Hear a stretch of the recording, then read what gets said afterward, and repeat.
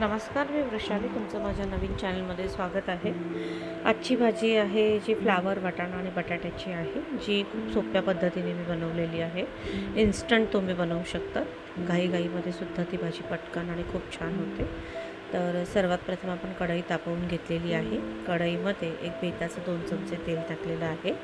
माझा हात बसल्यामुळे मी काही मोजून घेत नाही, पण ते तेल जे आहे ते इनफ होतं एवढ्या भाजीला.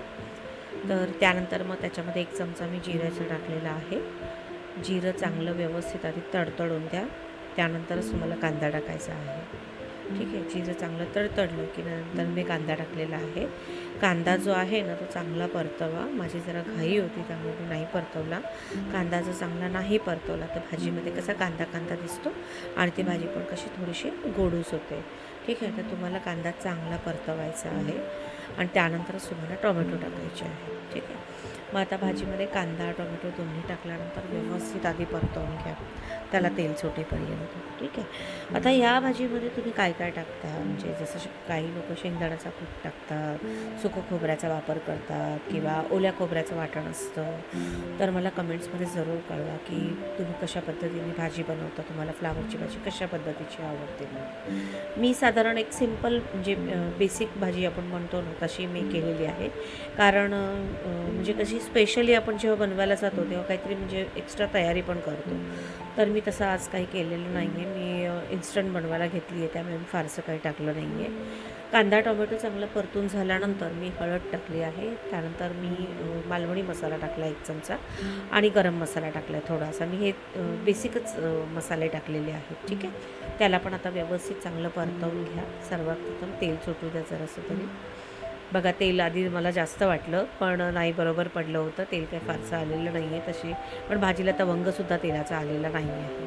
ठीक आहे. मग आता ते टाकून झाल्यानंतर तुम्हाला हिरवं वाटण टाकून घ्यायचं आहे. सर्वात प्रथम हिरव्या वाटण्यामध्ये मी कोथिंबीर घेतलेली आहे थोडीशी आणि 3 हिरव्या मिरच्या, 1 इंचाचा आल्याचा तुकडा आणि 4-5 लसणाच्या पाकळ्या आणि किंचित थोडंसं अर्धा चमचा जिरं वाटताना मी टाकते वाटणामध्ये. मग ठीक आहे. तर त्या वाटणातला मी 1च चमचा इथे वापरलेला आहे, कारण भाजी पण थोडीशी आहे त्या हिशोबाने. ठीक आहे. आता भाजी मी चांगली परतवून आधी टाकून घेते आणि मग चांगली परतवते, कारण सुरुवातीला लगेचच आपल्याला त्यात पाणी टाकायचं नाही आहे. आणि पाणी शक्यतो उकळून घेतलं तर खूपच बरं आहे, म्हणजे कोमट असं पाणी घेतलं तर खूपच बरं आहे. मी घाईमध्ये असल्यामुळे ते थंडच पाणी वापरलं आहे.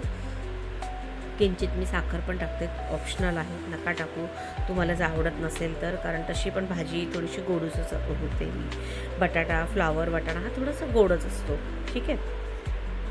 त्यामुळे तुम्ही नाही टाकले तरीही चालेल.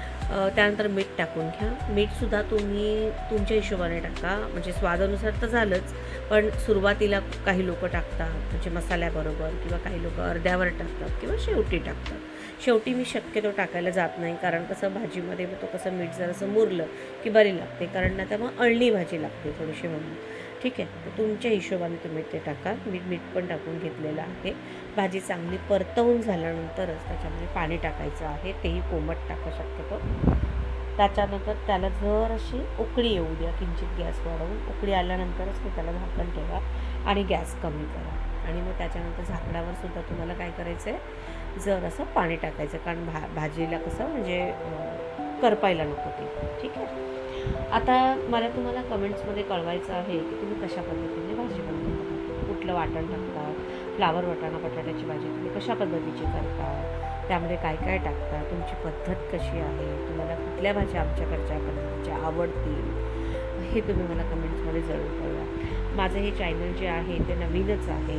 आता कुठल्या रेसिपीज टाकाव्यात हे मी अजूनही म्हणजे मला स्वतःलाही सुचत नाही, त्यामुळे मी बेसिकच जे आपण घरात बनवतो त्याचे व्हिडिओ मी काढलेले आहेत. पण यानंतर जर मला चांगला प्रतिसाद तुमचा मिळत राहिला तर मी जरूर खूप चांगले जे पदार्थ आहे ते दाखवेन आमच्या पद्धतीचे. भाजीमध्ये काहीच नव्हतं, त्यामुळे मी जरासं दुधाची 1-2 चमचे मलई टाकलेली आहे. तर ही सुद्धा ऑप्शनल आहे, तुम्हाला जसं वाटेल तसं करा तुम्ही. पण यामुळे कसं असतं, एक असं क्रीमी असं छानपैकी असं टेक्स्चर येतं, जे खूप छान वाटतं. मात्र एक उकळी जरूर काढायची आहे मलई टाकल्यानंतर, किंवा तुम्ही काही पण टाकू शकता तुमच्यावर.